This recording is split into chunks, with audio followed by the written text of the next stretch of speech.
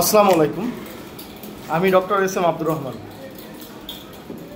একটা ব্যাপার নিয়ে চলে আসলাম, সেটা হচ্ছে যে আজকাল আমি কিছু পেশেন্ট ডিল করি যাদের কমপ্লেন হচ্ছে তাদের সেক্সুয়াল ইন্টারকোর্সের ইচ্ছা থাকে, বাট তারা আসলে ওইভাবে ইরেক্টেড হয় না, মানে ইরেকটাইল ডিসফাংশন আর কি।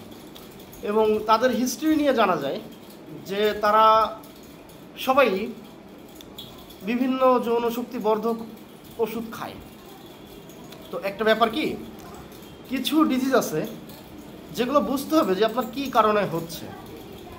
বেসিক্যালি আমরা যারা সারাদিন বসে কাজ করি, বিশেষ করে খুব কম পরিশ্রম যারা করি, তাদের আসলে বডিতে টেস্টোস্টেরন বা পুরুষালী হরমোন, এই হরমোন উৎপাদন কমে যায়। তো হরমোন উৎপাদন যদি কমে যায় তাহলে আপনার ইচ্ছাও কমে যাবে এবং আপনি আসলে ওইভাবে সক্ষম হবেন না। সেহেতু আপনার চিন্তা ভাবনা করতে হবে ওষুধ খেয়ে না, কিভাবে আপনি এই হরমোন বাড়াইতে পারেন।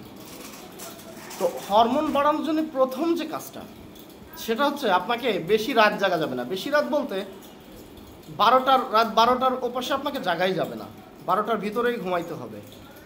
আচ্ছা, আর ডায়েটারি প্ল্যানে মানে খাওয়া দাওয়ায় কিছু মডিফিকেশন আনতে হবে।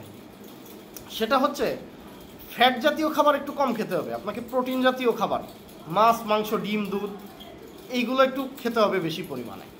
আর সাথে অ্যান্টিঅক্সিডেন্ট সমৃদ্ধ খাবার, ভিটামিন এ, সি, ই, এইসব ধরনের খাবার যেগুলো আছে এগুলো খাওয়া বাড়াই দিতে হবে।